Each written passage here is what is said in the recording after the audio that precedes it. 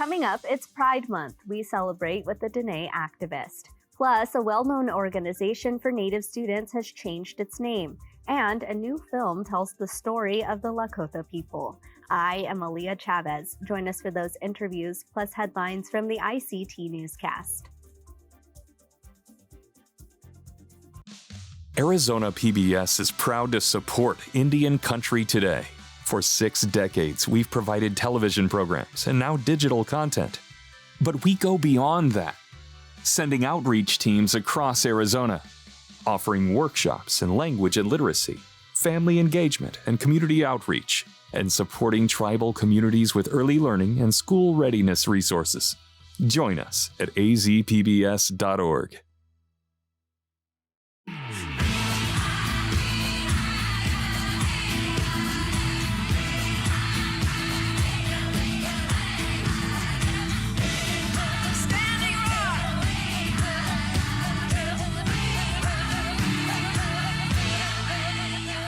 This is the ICT Newscast with Aaliyah Chavez.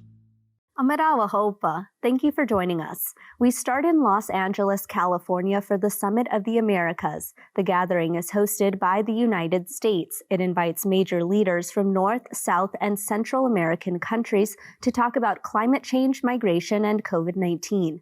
Most controversial this year is the guest list. Mexican President Andrés Manuel López Obrador declined his invitation by President Biden to attend the event. The Mexican leader said he turned down the offer because the U.S. did not invite leaders from Cuba, Venezuela, and Nicaragua.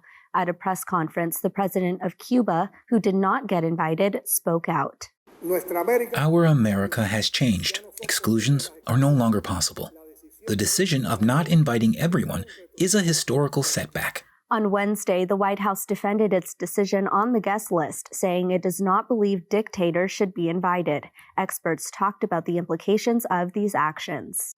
It's enormously important. This is an exceedingly rare moment for Latin America. For better or worse, I would say for worse, the United States doesn't consistently pay attention to Latin America, at least not at the level of the president and the Secretary of State. The United States is hosting the Summit of the Americas this year for the first time since 1994. The event is expected to last until Friday.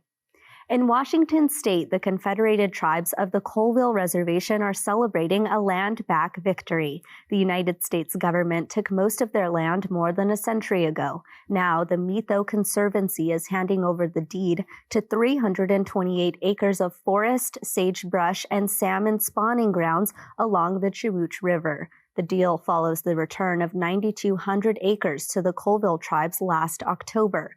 Colville Business Council Chairman Andy Joseph Jr. says his people will now be able to spend time in the place of their ancestors. The tribe has plans to work the watershed of this property as a salmon recovery, and it will also pursue habitat improvements and educational programming to benefit the surrounding region. A new exhibit is showing the Navajo Nation's tragic history and its continued resiliency. The exhibition, titled Bosque Redondo, A Place of Suffering, A Place of Survival, is decades in the making. It draws on historical documents and oral accounts. It takes the visitor on a journey back to the 1860s to tell the history of the Long Walk and the prison camp at Fort Sumner. Photographs, panels of text, and audio presentations paint a portrait of attempts by the government to wipe out the indigenous population. Manuelito Wheeler is one of the Native representatives who helped shape the exhibition.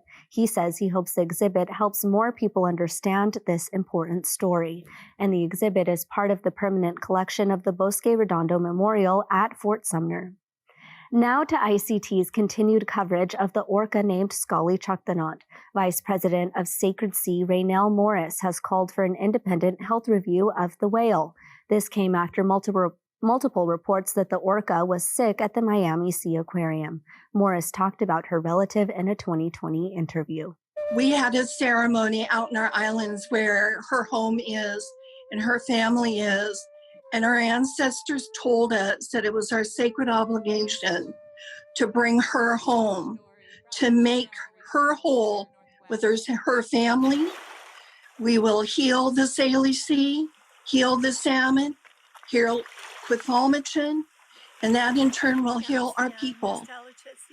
Skelly Toctonut, all the way in Miami, sings her song from her mother, calling out for her to hear her. As a mother and as a grandmother, if anybody came and took my child, that loss, that hurt would be there forever, even when they're brought home. It's still traumatic. She was violently captured. There were 4 orcas that died in that capture, and there were 7 that were taken. And from 1970, Skelly Toctonut is the only survivor, which is tribute to her spirit, to her mother's spirit, to everyone that prays for her to come home. We prayed with her. We carried a message from her mother that they'll be reunited soon. We apologized to her, asked for her forgiveness. That has taken so long. But to keep the fight, keep her spirit. And those are the headlines for the ICT Newscast. Coming up, we hear from leadership at the Native Forward Scholars Fund. But first, we're celebrating Pride Month. And later, we'll hear about a new Indigenous film premiering at the Tribeca Film Festival. Stay with us.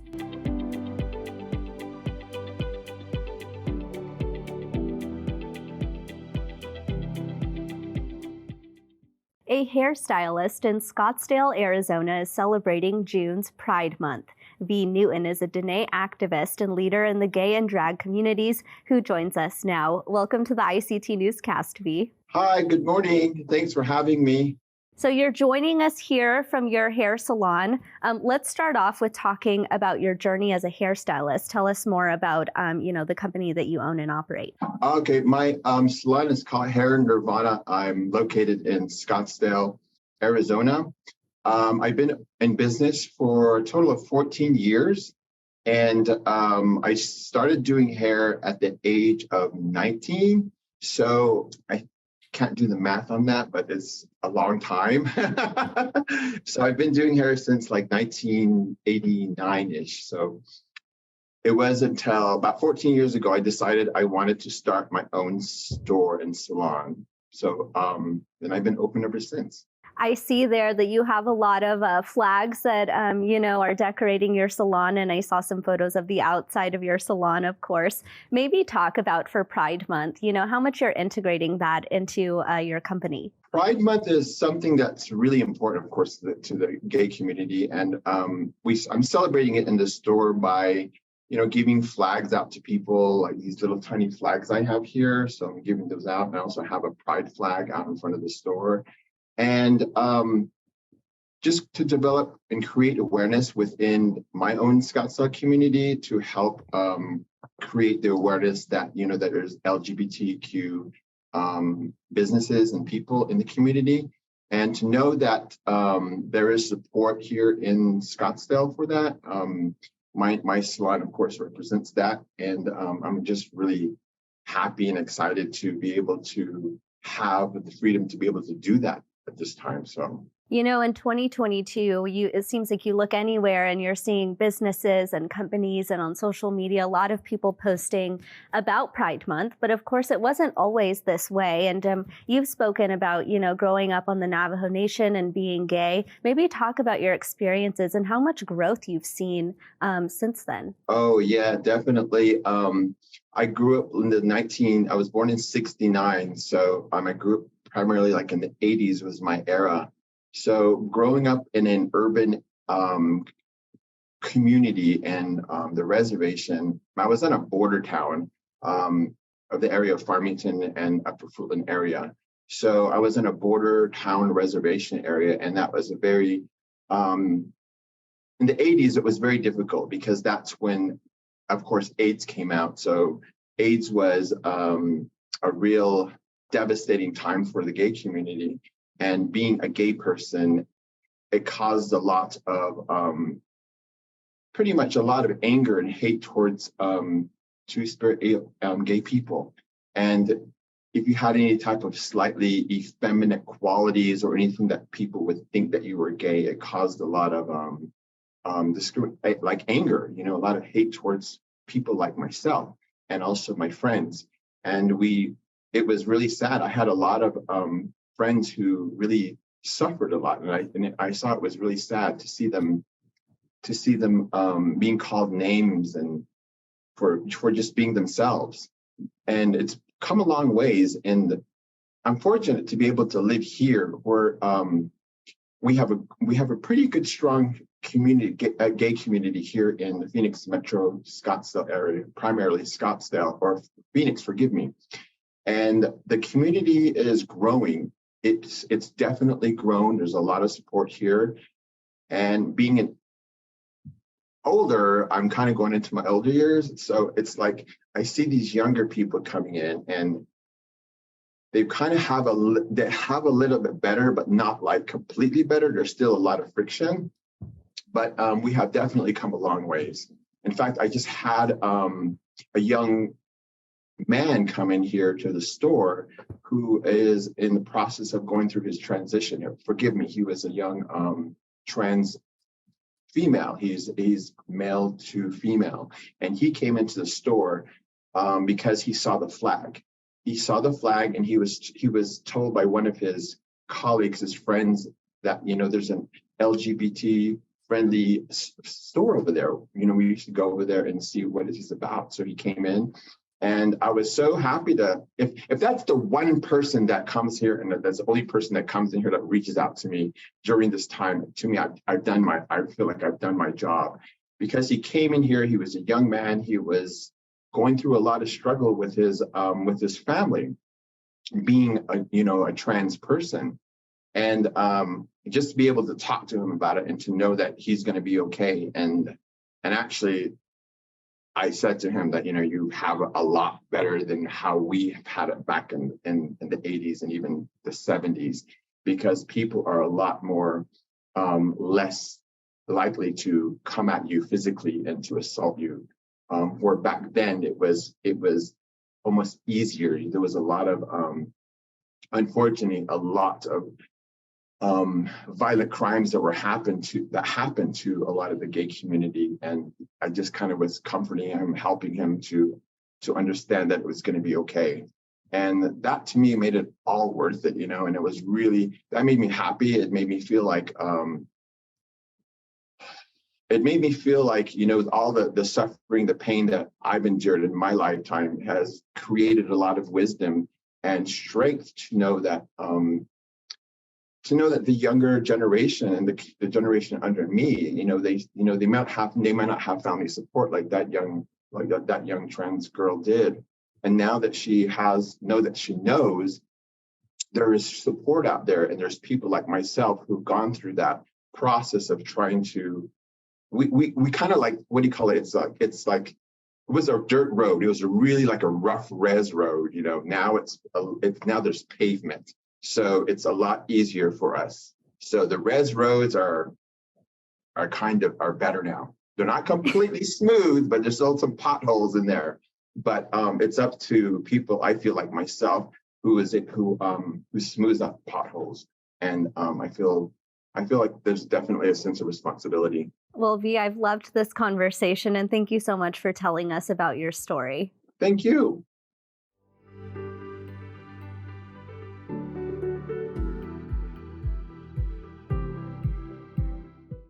The nation's largest scholarship provider to Native students renamed itself this week. It was formerly known as the American Indian Graduate Center. Now the organization is the Native Forward Scholars Fund. Joining us today is CEO Angelique Albert. Hi there, thank you for being here. Squix, good morning, and thank you for having me. So tell our viewers about why this name was changed and sort of what it represents going forward. Sure. So for us, Native Forward, the name itself, it was important for us right now at this moment in time to rename. We know that we need to be doing a better job serving Native students and kind of addressing the funding gap that is astronomical for Native students in this country. So first and foremost, there is that. Secondly, I'll just say Native Forward is a name that we feel truly represents who we are and who we serve. So students tended to get a little confused by the graduate center portion, and we've funded students in undergraduate funding for over 20 years. So we just wanted a name that kind of represented what we do, and then was more inclusive of the students that we serve. Instead of just American Indian, we wanted a name that represented all of our students. Yeah, I mean, we talk so much about names and why they're important. I mean, ICT itself is going through a rebranding, and we're renaming ourselves to ICT as opposed to Indian Country Today. So maybe talk about, why names are important and why it's important for, organizations to really look at themselves and think, how are we being inclusive of the communities that we serve? Yeah, I think that is important. When you look at American Indian, that's really a federal designation and something that we kind of check the box. And it is more representative of members of federally recognized tribes versus maybe descendants of our tribes and even state recognized tribes. And so we just wanted a name that was more inclusive. After this news was rolled out, of course, on Monday, tell us what the reaction has been like. We were flooded with such kind words, generosity, support. We had an outpouring on all platforms of social media. And I think the biggest question I got was, when can we get some swag? So apparently people love the color, the vibrancy.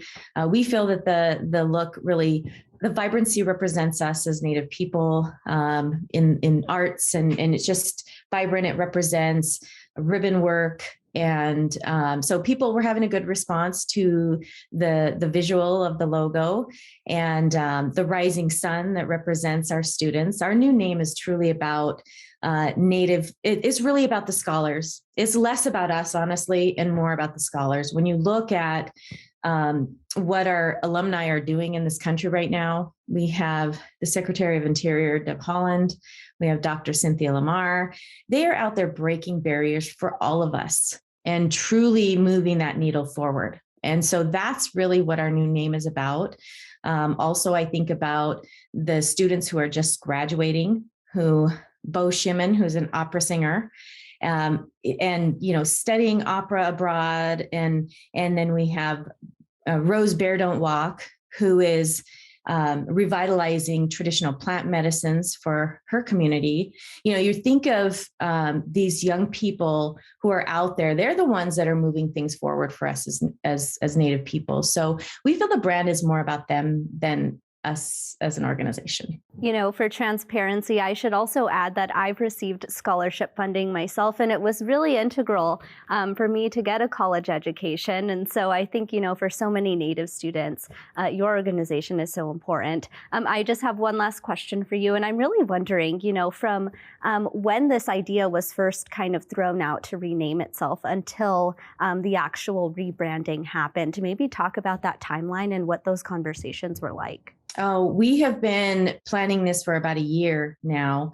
And, the actual process took over 6 months. And it was a process not just for the name change, but for us as an organization. We were restructuring the organization, growing. And part of that growth plan was going from an organization that had 21 employees to 50 employees so that we can better serve the needs of the students. We survey them annually, and they're like, we need, money for research, PhD research. We need funding for mid-year funding. We need, funding for mentoring. And to address those needs, we really needed to grow as an organization. So the growth was part of that conversation, and but that process itself took about a year. So it was a long process, but we are super happy to be going forward as Native Forward. I have to get used to saying the name. Well, same here. Angelique, thank you so much for joining us. Thank you.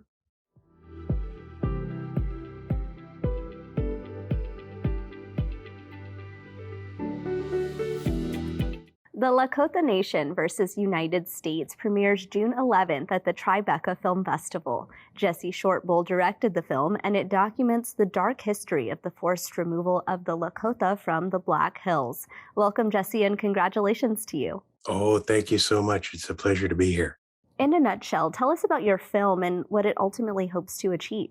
Well, it's definitely a cross-section of people who, since the time of the Indian Wars in the current state of South Dakota, there's always been active voices ever since the time where we experienced warfare in our homelands of trying to hold the United States accountable and do what's right. And that's kind of what the basis of this film is looking at some of those active voices that we have, whether or not they're directly engaged with treaty matters directly, or if it's through, activism or, anything for the planet, environmental. They all kind of fall under this umbrella that, the treaty and their homelands, directly, relate to them. And it's not obviously an entire cross section of everybody throughout the Oceti-Sakowin, but I think it's definitely a good cross section of, just amazing people and the hard work that they're doing to try to create a better quality of life for their people, and just to maintain that connection to their lands. They really adamant about maintaining that sort of like that connection to land, which is quite amazing that has endured throughout the last 120 plus years. Let's actually talk about that, because there's so many experts who could contribute to this film. Who did you talk to and who's featured? Yeah, well, a lot of these people I known directly before. For example, Crystal Tubles, who currently works with Indian Collective, her parents had a big impact on my life. So I've known of Crystal for a long time. I've known of the work that she's been doing for several years now. The same with Henry Red Cloud. He's also one of our interviewees. He's one of the many descendants of the Chief Red Cloud back during the 1868 treaty, who is our principal chief at the time. Henry, I've had a long working relationship with him.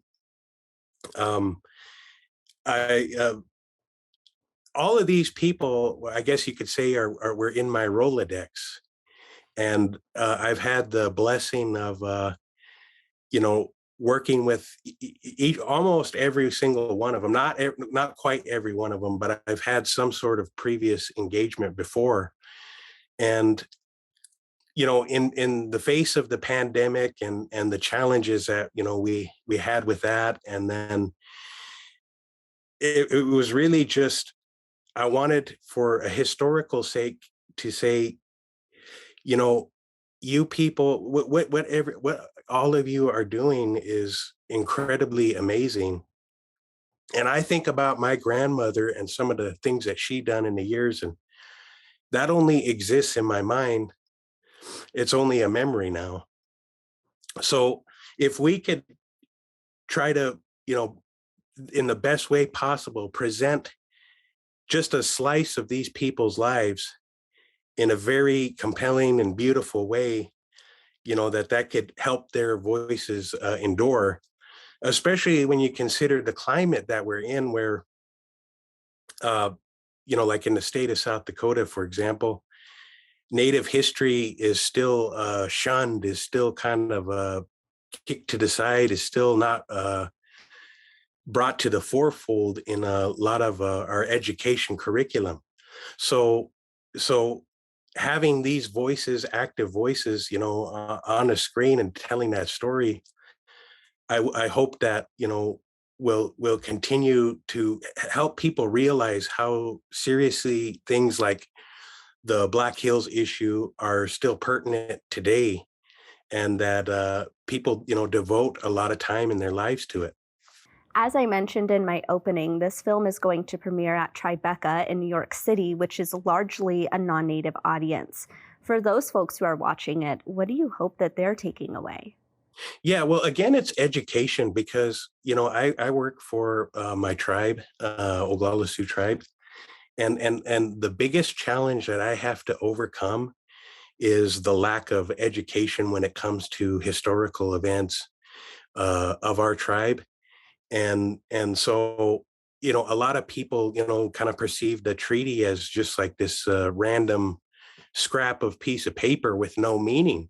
But in fact, it has an incredible amount of meaning.